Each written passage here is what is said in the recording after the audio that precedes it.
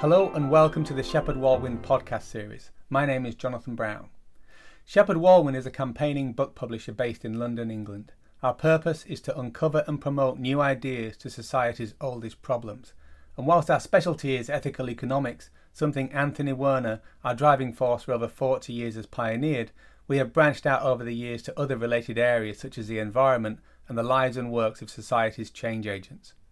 These podcasts promote ideas we're convinced can actually help us build a better society for all of us. So have a listen and be sure to share with your friends if you like them, but also tell us what you think.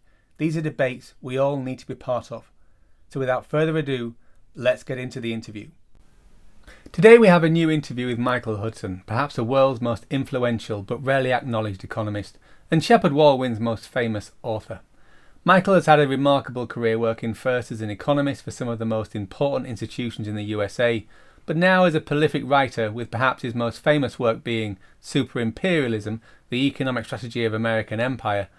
Michael may be the world's best classical economist and economic historian, as he's researched economies going back thousands of years.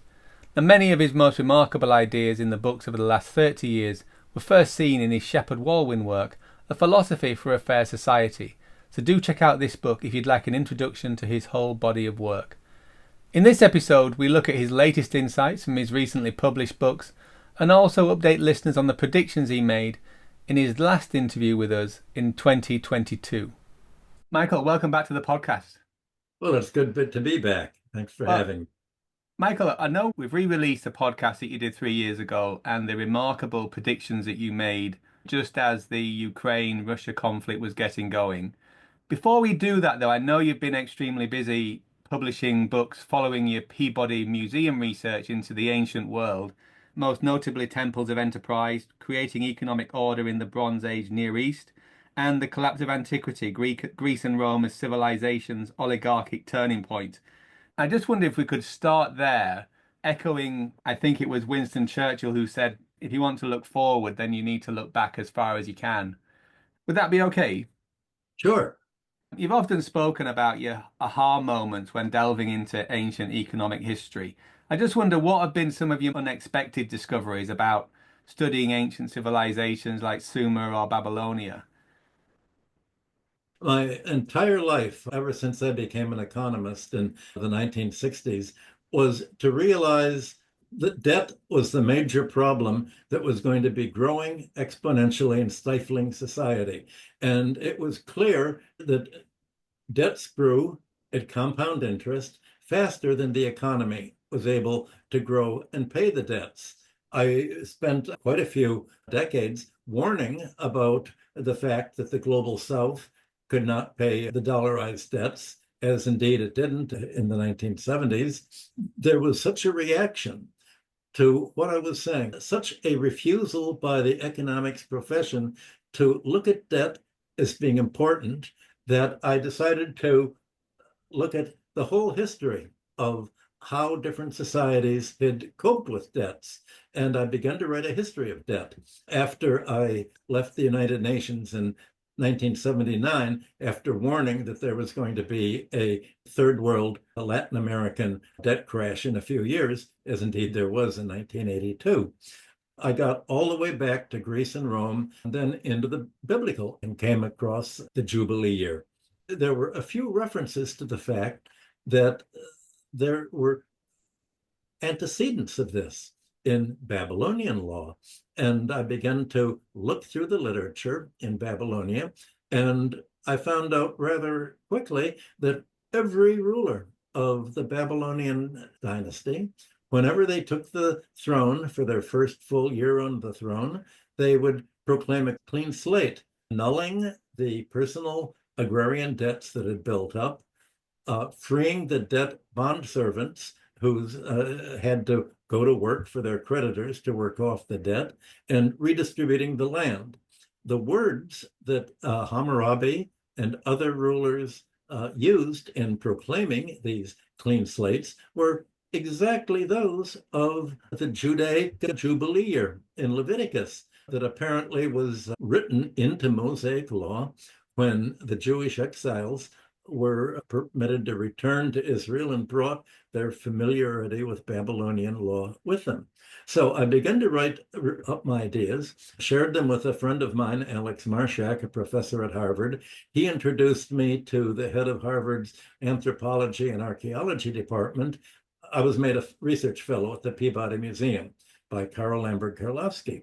I realized that there was this wealth of Babylonian, Sumerian, and Near Eastern academic records that economists had completely ignored. And the reasons that economists ignored it was that the way that society created its economic relationships were completely different from those that they ended up with after Greece and Rome.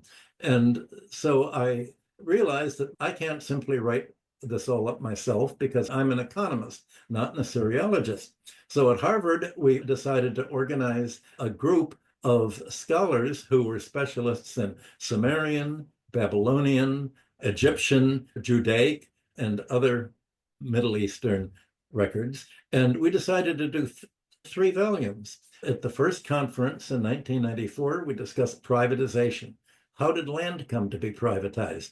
How did economic rent come to be taken by individuals, mainly creditors, instead of becoming the tax base, the palace? The second one was on land ownership and the ancient Near East. How did land come to evolve from being allocated to the population on the condition of serving in the army, giving your labor on corvée work during the off season when you're not harvesting. And the third was on debt and economic renewal in the Near East. And I was able to get the top scholars on each of the periods and the geographic regions that we were dealing with. And that was difficult because they had avoided talking to economists for over 50 years.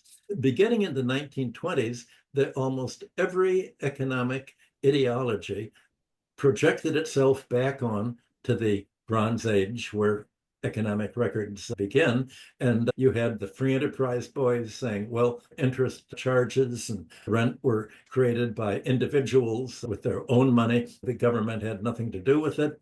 You had the Catholic Church saying, well, it was a state economy. The temples and palace were running everything. The reality was that it was a mixed economy, and it had a general philosophy, and it also had an economic model of how economies worked. And the mathematics of the model by Hammurabi's dynasty around the 18th century BC was much more sophisticated than the economic models that are used today in the United States. We have the training texts that were used to teach scribal students how to reason economically. One set of test questions were, how long does it take a given unit of money to double at the given interest rate? The given interest rate was 1/60th per month, or the decimalized equivalent of 20% a year. A debt doubles in 5 years, quadruples in 10 years, octuples in 15 years, all the way up to 64 times in 30 years. Obviously, this is faster than any economy can grow at. We also have models of how the real non-financial economy grows. We have models of how a herd of cattle grows, and it was an S-curve tapering off. I realized that you could make a similar model to the United States for that, and to Europe. In every Western economy since 1945, you've had the volume of debt growing more rapidly than GDP and national income, so that every business cycle has started from a higher and higher debt level until finally debt service, interest rates, financial fees, management fees, late fees absorb so much of the income of consumers and businesses and even government budgets at the local level and the federal level that the result is economic austerity. Michael, just to be clear, what you did, you've taken some financial equations from Hammurabi's dynasty from the 18th century BC, and that's predicted the Western malaise that we're facing today, where debt will overtake the economy and eventually choke it to death. Yes, and that was the logic that led kings to realize that if we do not cancel the consumer debts, the agrarian debts, they left the commercial debts in place because that was owed among merchants to settle among themselves. But if we let the population at large, an agrarian population living off the land, and if we let them go into debt, then they're going to forfeit their land to foreclosing creditors, and they're going to forfeit their labor to the creditors. And if we do not cancel the debts and they have to work for the creditors, they won't be able to work in the army. They won't be able to work on the Corvée project, building temple walls, city walls, doing the kind of public infrastructure that was necessary for the Bronze Age societies. And so they realized that you had to restore order, make things the way they were in the idealized beginning when the economy was in balance. And you have this beginning already in the Sumerians. The first documentations we have are Sumerian clean slates around 2500 BC. So the economists say, oh, you can't write down the debts. That would cause economic chaos. Well, the Babylonians realized that if you did not cancel the debts, then you would have economic chaos and you would have runaways. The population would simply flee. That was very well documented in the ancient Middle East. The population would simply defect to attackers who said, if you support us, we'll come in and we'll liberate you from debt bondage and we'll cancel the debts. That was how the Middle East worked from about the earliest records in the third millennium BC right down to the middle of the first millennium BC to the Babylonian and Assyrian empires. And of course, that was written into the Jewish Leviticus law. And that started a whole kind of class warfare within Judea that ended up with Jesus giving his first sermon advocating unrolling the scroll of Isaiah, calling for the Jubilee year, and then giving a Sermon on the Mount saying, forgive them their debts as we forgive our debtors. Well, Rome had a long attempt not to cancel the debts and to say, no, he wasn't canceling debts, he was canceling sin. That's another story. At any rate, we completed the first three studies, and the result was my Harvard group wrote, I won't say rewrote, we wrote for the first time an economic history of the ancient Near East, which had not been written before because the thought of how the ancient Near East managed to avoid polarizing its economies was anathema to people who believed that if Margaret Thatcher or Milton Friedman had gone back and advised Hammurabi to privatize everything, we really wouldn't have had civilization. This sounds like this it would be a wonderful thing for the agrarian laborers and stuff who got into debt and got into trouble. But from a pure strategic power play point of view, it also serves the ruler, doesn't it? Because by announcing a jubilee and restoring land to laborers, you're not going to allow oligarchies to develop in that society where a few people, a few debt collectors gather together all the wealth and they then become more powerful than the king. Well, that's exactly why the kings canceled the debt. If you did not cancel the debt, you would have had an independent oligarchy emerging that would have ended up with the labor that normally was devoted to perform public sector work and serve in the army. So by canceling the debts, you prevented financial fortunes of being accumulated in Babylonia and its neighbors.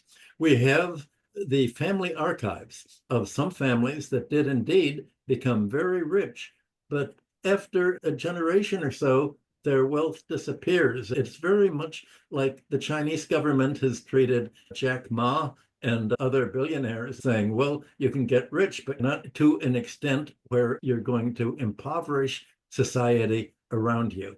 We're not going to permit that. You can get some money for a while, but we're going to continue to restore economic balance every once in a while so that we're not going to become an unbalanced economy, such as happening in the United States and Europe. So if we were to fast forward then to the 19th century, then those ideas are very similar to the ones of Henry George and the people that were in favor of that kind of approach in the 19th century in America. Well, Henry George wasn't. Henry George was the defender of the banks, and he rejected the whole analysis of Adam Smith, the physiocrats. The whole 19th century school of classical political economy was based on the theory of economic rent, defined as the excess of market price over the actual cost value.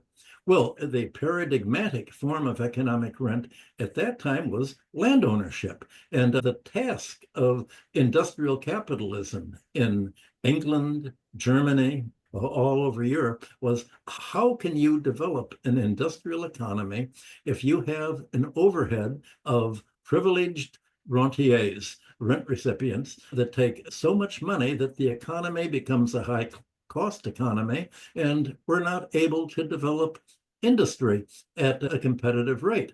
Well, what all of the classical economists had in common was saying you have to tax away land rent because the land rent is going to grow and grow. David Ricardo had a warning of the fact that as population increased, he thought that there would be pressure to move to less fertile soils. The cost of production on marginal lands would rise. This would give increasing rents to the landlords of more fertile lands, and the landlords would end up with all of the income of labor, of industry, and essentially the landlords would be rich and at the cost of impoverishing the economy. Well, as it turned out, by the end of the century, this concept of economic rent developed for land was extended to monopolies, along with the landlord class that was inherited from feudalism. You had monopolies, which the bankers had helped kings and later parliamentary governments create a trade monopoly. For England, it was in wool. Create a trade monopoly that will yield monopoly rents, and you can use these rents to pay interest on the war loans that were giving you, the English kings, starting with Edward III in the 14th century. The proliferation of monopolies were created, and they also, just as land rent was an intrusive cost into the economy, raising the price of goods without actually being necessary for production. That had to be liberated. And that's why in the United States, you didn't nationalize the monopolies, many of which were kept in government hands in Europe to begin with, but you had anti-monopoly legislation beginning in the 1890s. Well, the third legacy of feudalism was, of course, the banking class.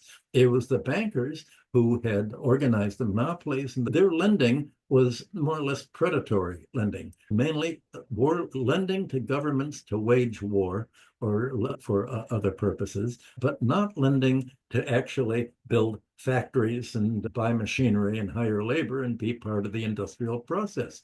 So you had these three kinds of land rent.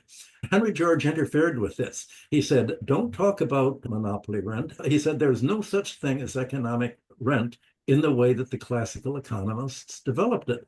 He rejected the value and price theory from Adam Smith through the entire 19th century and followed the landlords and the financial class had backed an alternative to classical economics. And they said, there's no such thing as economic rent. It's consumer preferences. It's consumers that bid up the prices, and their demand creates a scarcity relative to demand, these infernal supply and demand charts, and Henry George supported them. But most of all, he supported the banking monopoly, the most productive monopoly that there was, and he supported monopoly rent.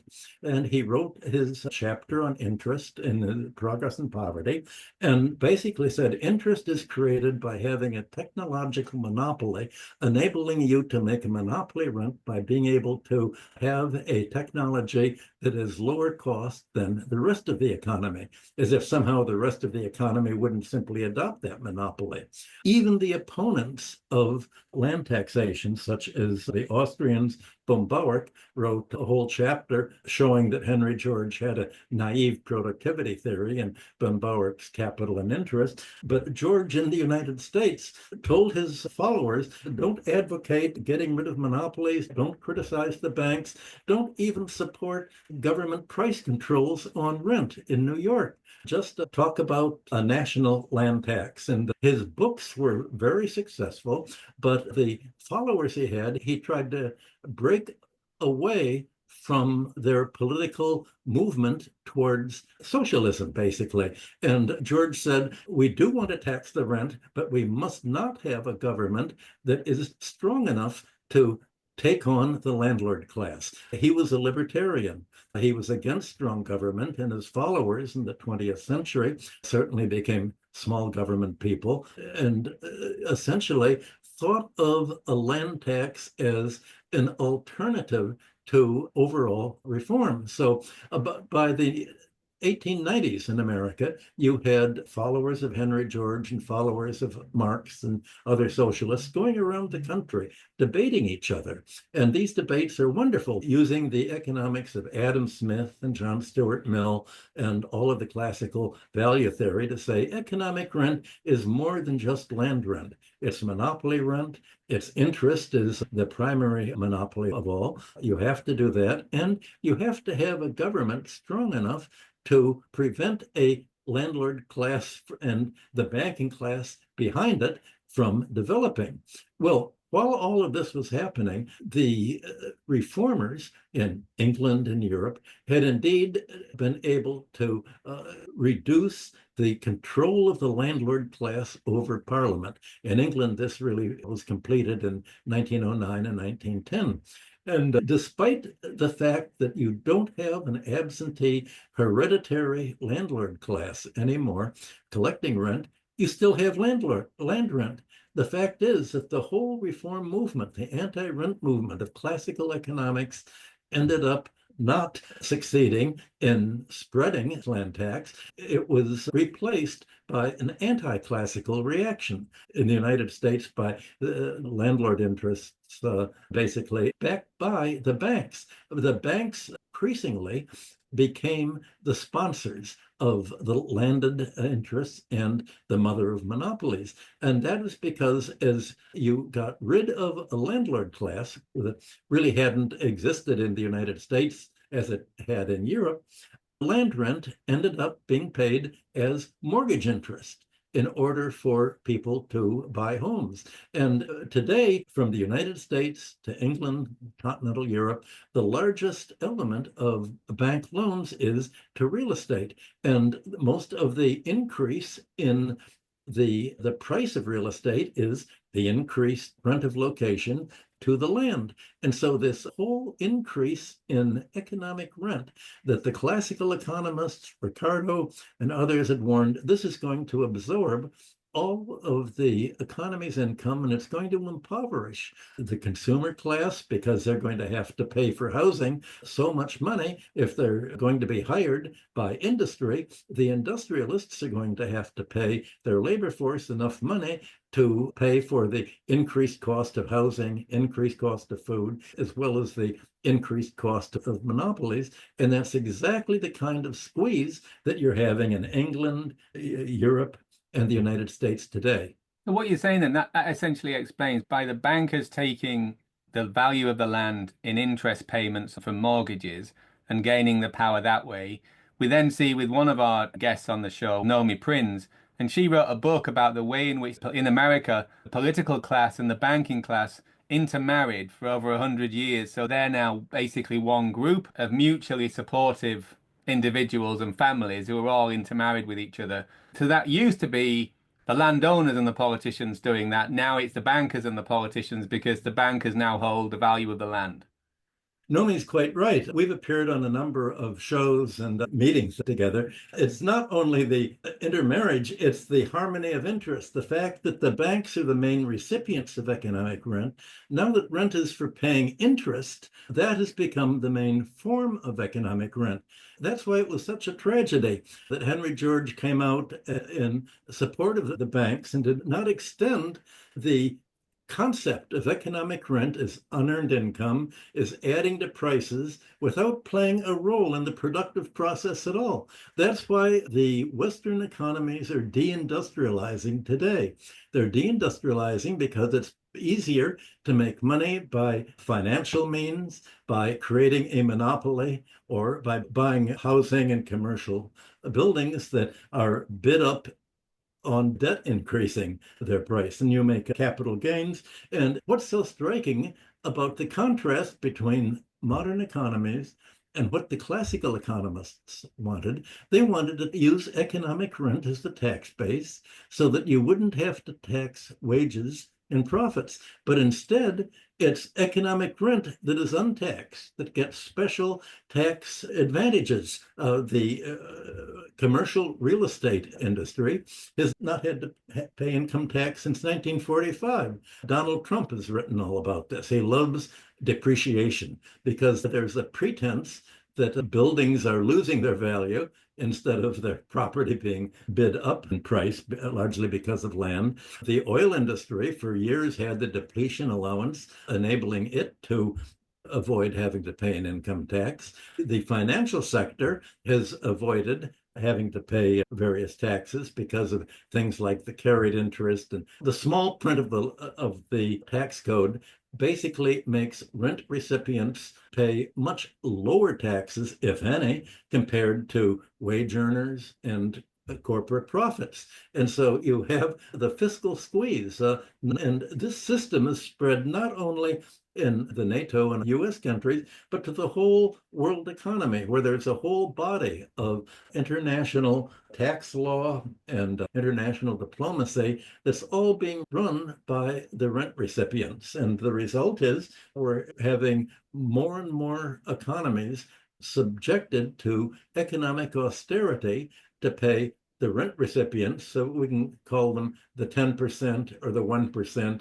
or the 0.1% that gets most of all, instead of having progressive income tax falling mainly on economic rent. You have a regressive tax falling more and more on industry and labor. And this is what's deindustrializing the West. And the question is whether the rest of the world, China, Russia, the global majority, the global South, are going to be able to do basically what China's done, which is reinvent the wheel of Adam Smith and John Stuart Mill and the classical economists, and take the rent-yielding sectors headed by finance into the public domain instead of letting financial fortunes be made at the expense of the economy as a whole.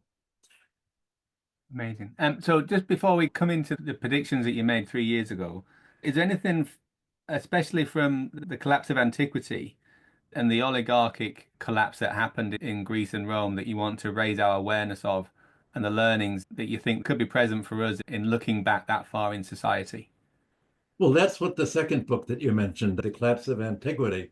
The Bronze Age ended around 1200 BC. There was really bad weather. It was a climatic change, and it ended to a collapse of the agriculture, populations. The palace economies of Western Asia were drastically interrupted. The whole cosmopolitan Middle Eastern trade came to an end. The palaces in Greece, with their linear B writing, disappeared, the population shrunk, and there was a dark age, meaning an age without much documentation, from 1200 BC to the middle of the 8th century BC. Well, in time, by the 8th century, you begin to have Syrian and Phoenician Near Eastern traders trade throughout the Mediterranean, trade with Greece and Italy, trading with the Italian peninsula, offshore from Rome, just like offshore from Athens and Greece. And they brought all of these economic practices that had been developed in the Bronze Age, weights and measures, account keeping, contracts, and the charging of interest. What made the West different from everything that had gone before in the Near East is they did not have any central authority to be able to proclaim a clean slate cancel the debts, and stop their economies from polarizing. The chieftains essentially were taught how to charge interest because when they would run into financing their own trade with the Eastern Mediterranean on credit, they had to pay debt. And so you had much of Greece and Italy in the hands of what classical historians have called mafia-like states. The chieftains took over absolutely everything, held the population in debt, and reduced it to debt bondage. And what really started the recovery of Western civilization were in Greece, the tyrants were upstarts from the aristocracy saying, this is crazy. We want prosperity. They overthrew the worst and most oppressive of the leaders and basically redistributed the land to the people at large, canceled the debts, and they did themselves what the Eastern rulers did. In Rome, you had actually kings created from the very beginning without there being an aristocracy to be overthrown. Rome was situated on the Tiber that was very mosquito-ridden and was pretty much avoided for geographic reasons. The founders of Rome, the few people who were there, said, how are we going to get a population and attract people? Labor was a scarce resource in the ancient world. There was plenty of land. Labor was what they needed. According to all of the Roman historians, the kings of Rome had a policy. If you come to Rome and become our citizens, we will give you land, we'll assure you enough land to support yourself and the family. And of course, if you become citizens, you'll have to serve in the army and defend ourselves against any neighboring regions that would attack. And that went on for a number of centuries until finally, at the end of the 6th century, Rome became prosperous enough so that an aristocracy developed, overthrew the kings, and developed a rather violent aristocracy and made Rome, like the Greek states, essentially a landowning creditor oligarchy. This had not developed in the Near East. The whole idea of Near Eastern rulership was to keep the management of the economy in a centralized temple and palace ethic that was built into their religion or moral values, or whatever we'll say. The moral values is you needed a free population to have its own means of support. And that meant means of support on the land, and you can't have an economy polarizing. None of this ethic occurred in the West. So what has made the West different from the whole Bronze Age that preceded it was the fact that it had this creditor landowning oligarchy that ended up with the Roman Empire, and in turn, that not only led to feudalism, but it bequeathed to subsequent Western society the whole body of creditor-oriented, property-oriented law inherited from Rome. And that's the problem that we have today. China has, in a way, not only picked up the economic analysis of classical economics by saying we don't want a rentier class to develop independently. When Mao had the revolution in 1945, it had to drive out the creditor class and the landowning class. China's big fight was against landowners and the wealthy classes, and so they had no alternative but really to keep money creation and credit allocation in the hands of the banks. Well, that became the basic structural seed that developed and was able to free China from having the kind of oligarchy that the Western nations had. And we know the results. China's been able to grow by preventing a domestic oligarchy. The Western economies have been buckling in austerity under their own financial oligarchies. I just want to go back now to an interview we had 3 years ago. One of the biggest predictions you made was the acceleration of a de-dollarization trajectory. You were saying that America had just seized Russian reserves. You said it effectively ended the dollar-centered trade and financial system much faster than we were thinking. I'm just wondering, since that time in early 2022, What have you seen that supports this accelerated de-dollarization, and what new specific indicators should we be looking out for as it develops? Well, there's more and more discussion of de-dollarization, and the United States and Europe, but mainly the United States, have seen de-dollarization as a threat to the American empire's attempt to control a unipolar world economy. De-dollarization is an attempt to withdraw not only from having to base its money supply on the dollar, but to avoid the whole financial system, the International Monetary Fund imposition of austerity in order to force global south countries and other debtor countries to impose austerity and anti-labor taxes in order to pay their debts, and to privatize their public infrastructure, to sell it off to buyers who will monopolize them and create huge monopoly profits by privatizing them. So de-dollarization means a withdrawal from this whole predatory rent-seeking system. It has not really gained momentum yet because there has not been any spilling out of what is the logic of what we're doing. If we're going to have an alternative to the de-dollarization and the deindustrialization and the polarization that's plagued the West, what is our economic guide? What are the basic concepts? Well, what there has not been a discussion of is how did classical economists solve this problem? And the fact is that the problems that the global South countries and the Asian countries, African countries have today is very much like the problem that England had in the 19th century. It doesn't have so much of a hereditary landlord class, but the main form of land rent in many global South countries is natural resource rent. And the natural resource rent is owned largely by foreign investors, not by domestic investors. Much of the most prestigious land is owned by foreign investors, not domestic investors. The natural monopolies that have been sold off from the government domain have been bought by foreign investors, not their own.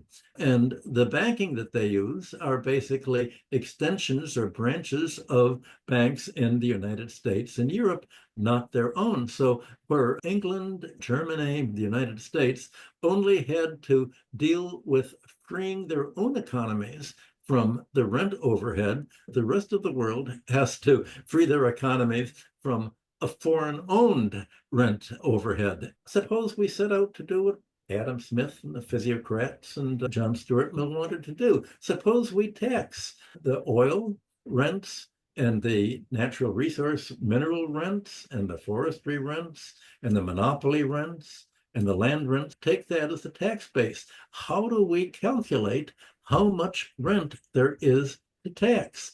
That's the key. What is the concept of economic rent? Now, that concept was the whole key to classical value theory.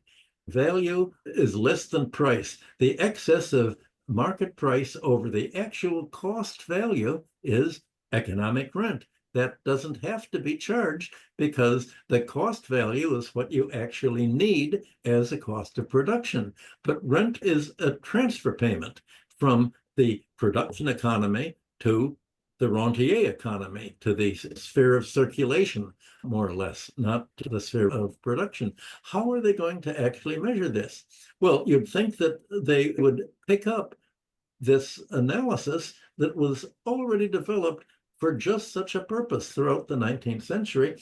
But most of the economists of the global majority countries have been trained in the United States and Europe, and the economics curriculum no longer includes the history of economic thought. It doesn't include economic history, so there's no real familiarity with how they actually go about creating an alternative to the dollarized rentier finance capital system that they have in the West. They're trying to reinvent the wheel.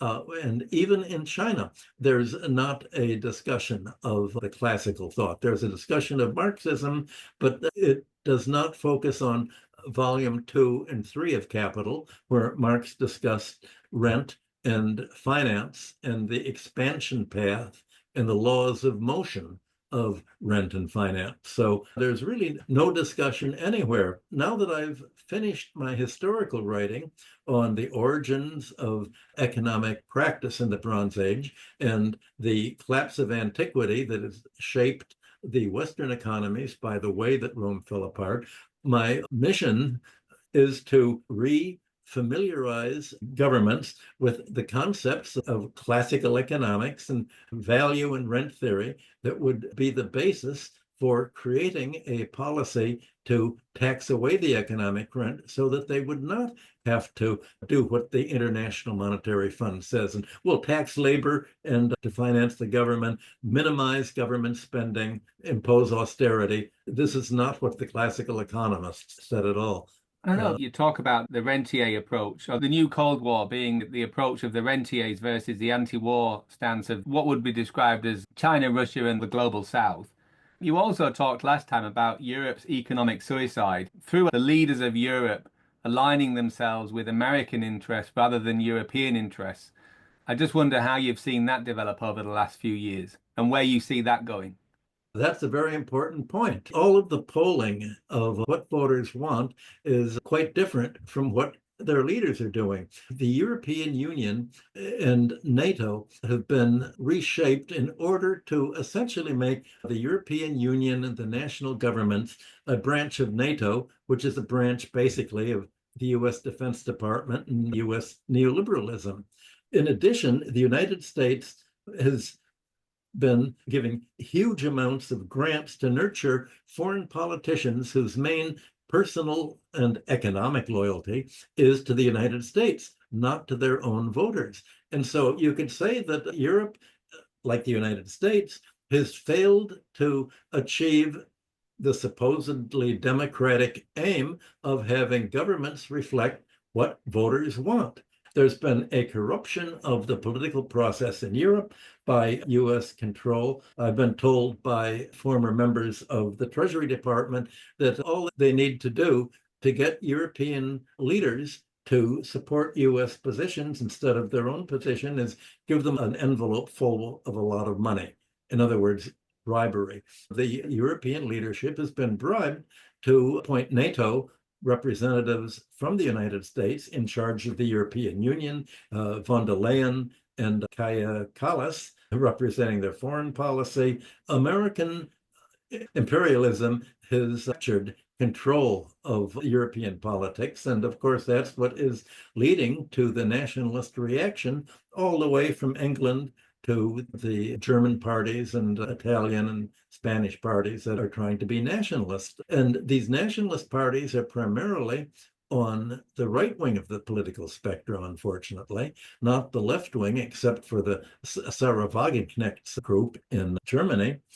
Although they're opposing the capture of European politics by NATO in the Cold War and the neocons, there has not been very much discussion of economic reform along the lines that the classical economists taught and along the lines that I've been advocating. You're going to have to essentially do what China did and make banking and credit public in character, not private. If you leave privatized banking monopoly, you're going to have a financial oligarchy. Just as you have the privatization of land rent, you're going to have a wealthy real estate class obtaining rent at the expense of the government's fiscal policy and at the expense ultimately of the economy's ability to be competitive with a low cost, low wage, low priced industrial economy. There's not that kind of discussion in Europe. I mean, you could say that Europe needs the same thing that the global majority and BRICS countries need, a discussion of how do you make an economy grow by minimizing the economic overhead that is paid to a financial landlord and monopoly class that plays no role in production itself, but is simply an overhead charge extracting money from the rest of the economy without playing a productive role. If the more money an economy pays for unproductive economic rent, the less money it's going to have to invest in new factories, machinery, research and development, new hiring to expand. That's the economic problem that Europe and the whole world is facing right now. I remember, I think you said on one video that the British Labour Party has out neoliberalised the Conservatives, and Tony Blair, Keir Starmer being essentially more right wing than the right wingers. But it's not necessarily a right wing policy, is it? It's just that they've adopted the approach that the Americans want them to. And Tony Blair's been rewarded fabulously for his support of American interests, or American leadership interests, not necessarily American interests, right? The Americans I know don't want Europe and Britain and Australia to be weakened and having their economies wrecked, but it just suits the interests of those who control American interests. That's exactly right. You also do have quite a lot of Australian listeners, and you described Australia once as a hopeless US satellite. I just wonder if you could explain how that's come about and what Australia could do about it.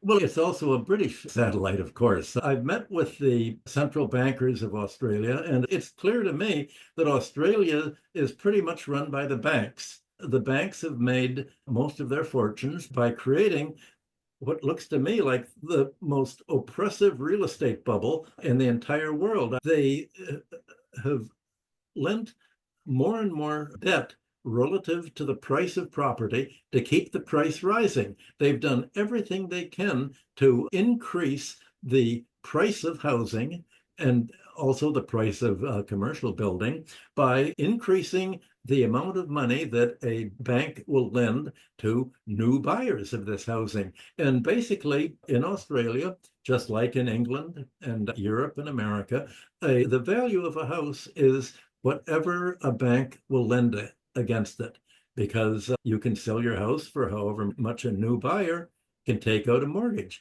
And how do the buyers bid against each other to make a winning bidder buy the property?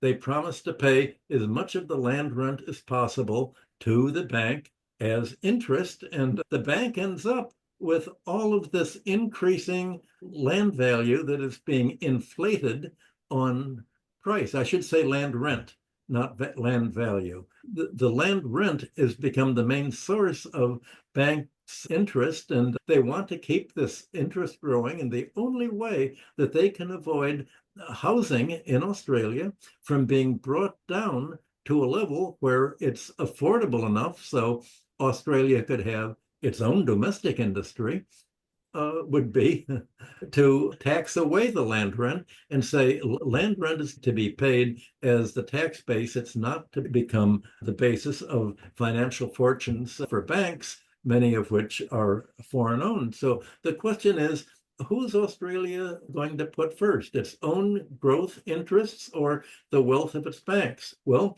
the banks have controlled the politics of Australia very much, and Australians have accepted this bank control as if they look at this price inflation either as a force of nature, not as an artificially created result of the tax system, or they think real estate prices are going up. I want to play that game and I want to get rich by buying property and hoping that the banks are going to keep lending enough money so it continues to go up in price.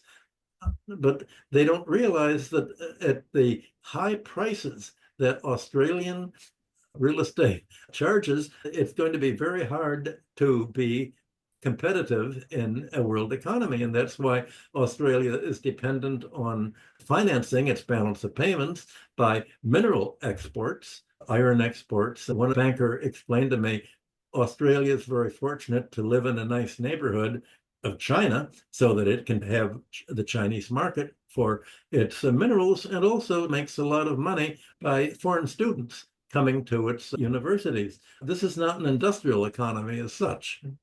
Talking about land value increases and stuff, you famously had a 2006 Harper's article that predicted a coming real estate collapse.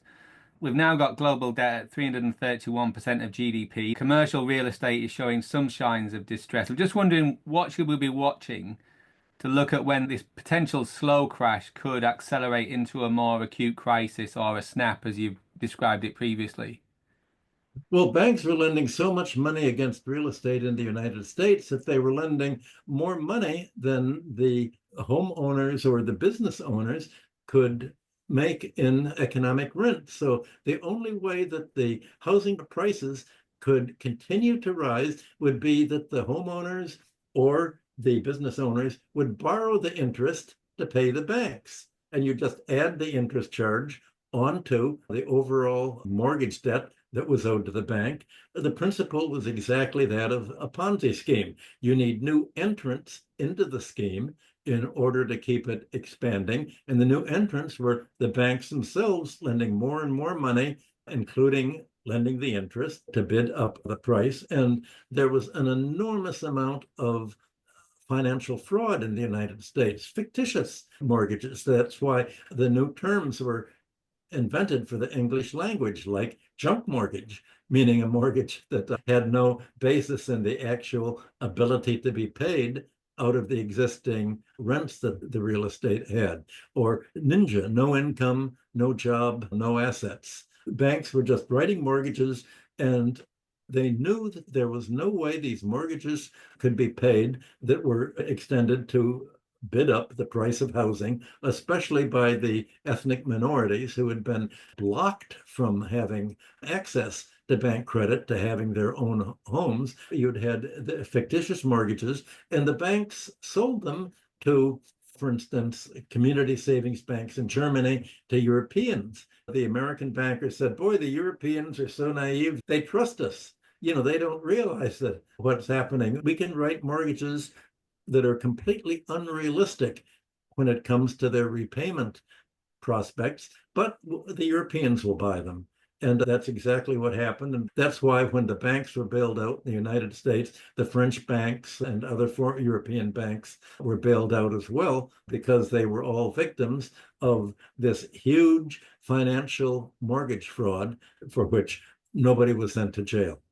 What do you see happening in the next few years, Michael? If you were going to write another Harper's article, how far away Well, would you see us from the next? the United States and European economies are locked into austerity. You may have price inflation, largely as a result of the chaos caused by Donald Trump's tariffs. The basic analysis is debt deflation. More and more money has to be paid by wage earners to pay for rent and for monopoly prices, that there's less and less money to pay for the goods and services that labor and industry produces. So you're going to have a shrinking market in the United States and Europe. Germany is the most obvious case in this, because it's been willing to commit economic suicide by cutting its industry off from low-priced gas and oil from Russia. But the problem is plaguing all of the European Union as well as the United States. And as you pointed out a few minutes ago,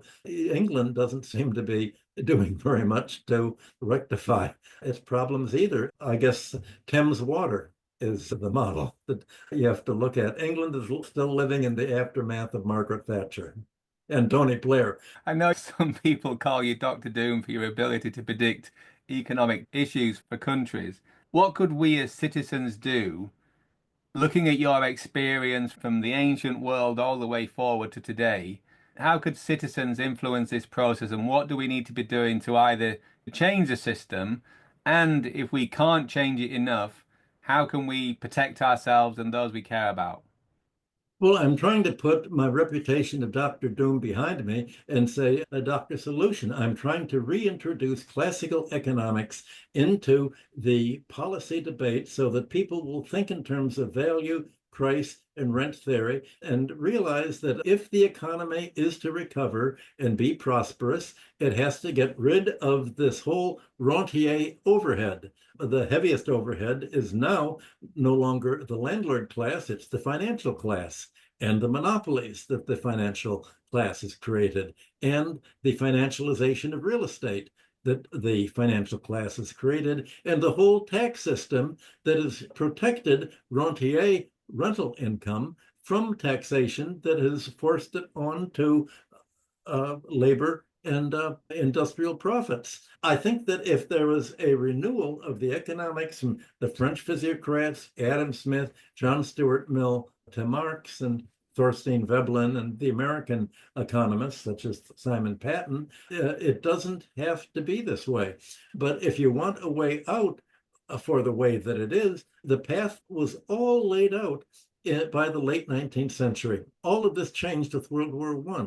Nobody in the late 19th century had forecast anything like the finance capitalism and the polarization of economies that you have today. They all thought that the government is going to play an increasing role because the government will be the recipient of land rent and natural resource rent.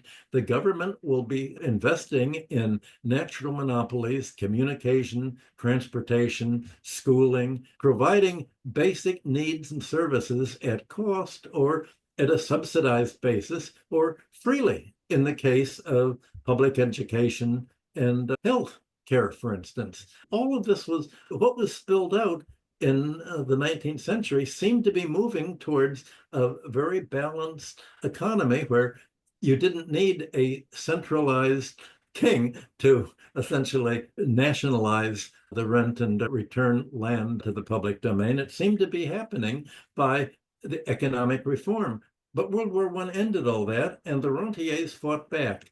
And my Killing the Host explained how the financial interests and the real estate interests fought back in the United States, in England, and in Europe against the classical economics and created a post-classical neoliberal economics that claimed that there was no such thing as unearned income, that bankers making tens of millions of dollars per year were the most productive workers in the United States because the GDP accounts include economic rent as gross national product.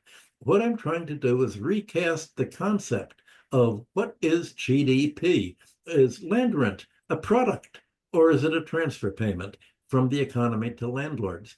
Is interest a product or is it a charge? And when banks charge late fees, credit card companies make more money on late fees than they do on actual interest charges on the credit card. These late fees are all included as providing financial services in the US GDP account as a product. I'm trying to promote the idea of if you think of what is really gross national product, you have that sort of stabilizing and going down in the Western economies, where the reported GDP is going up, but all of this increase in reported GDP is not product at all.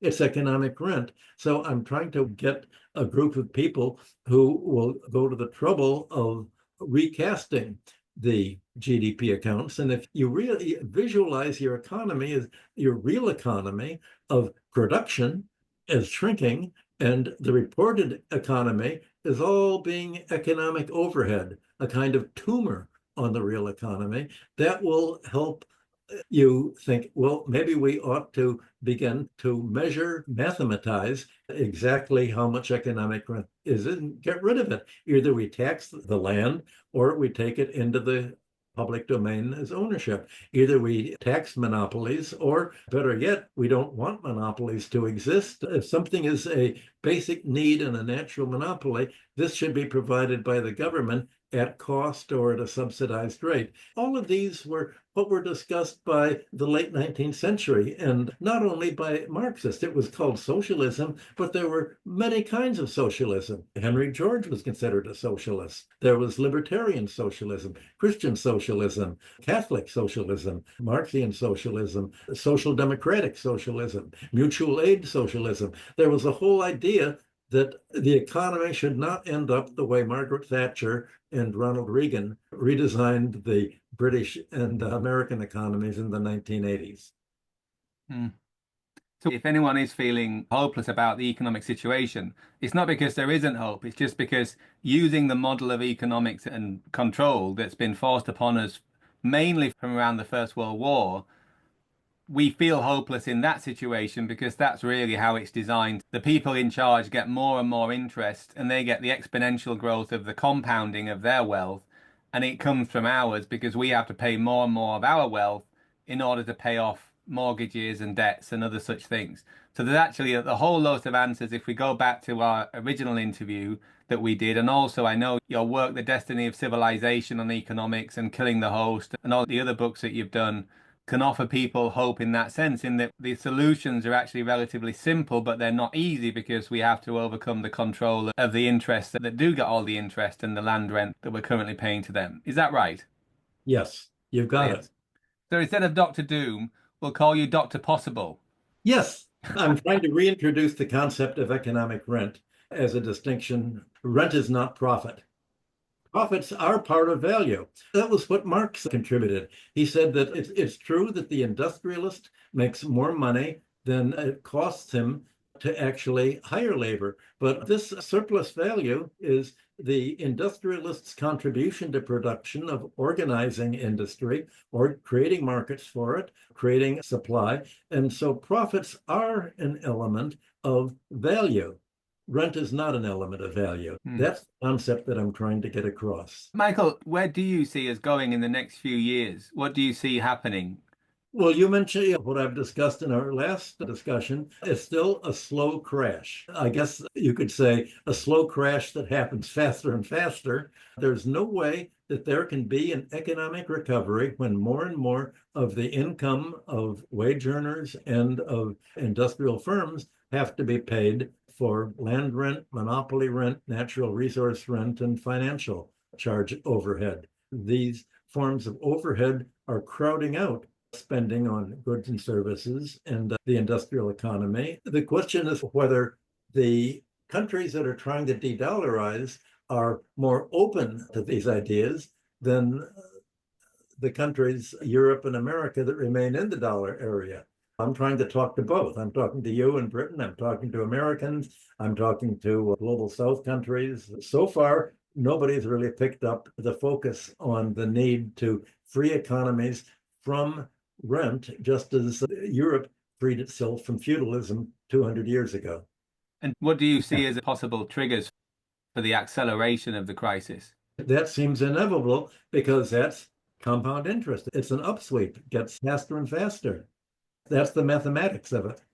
And if you had to put some money on where you think the trigger's going to be, usually there is a particular crisis. Some big firm goes bankrupt. Someone will make the wrong guess, or the chaos that Trump and American Cold War policy is causing will create some economic crisis in some country, like it's begun to create in Germany.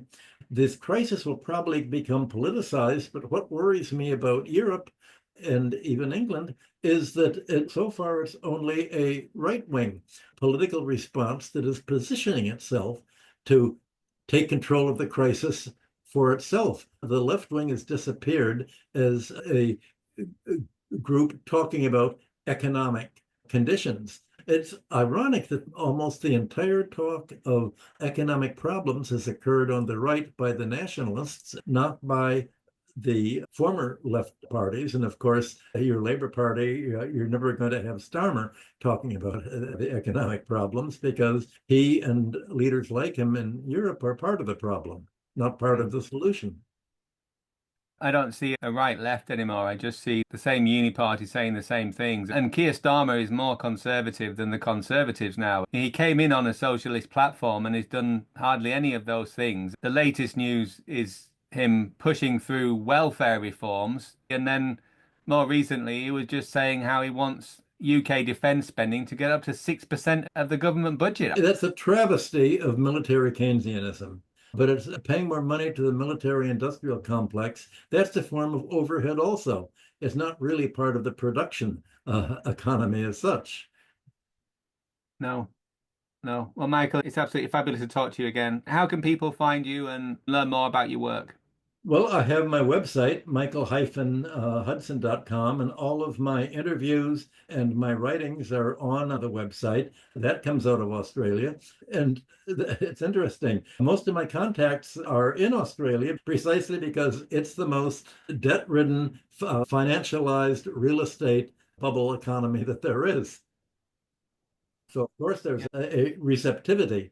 Would the destiny of civilization be the best place to start to learn? If someone doesn't already know about your economic theories, would that be Yeah, the the most best recent place book to? is The Destiny of Civilization, followed by Killing the Host.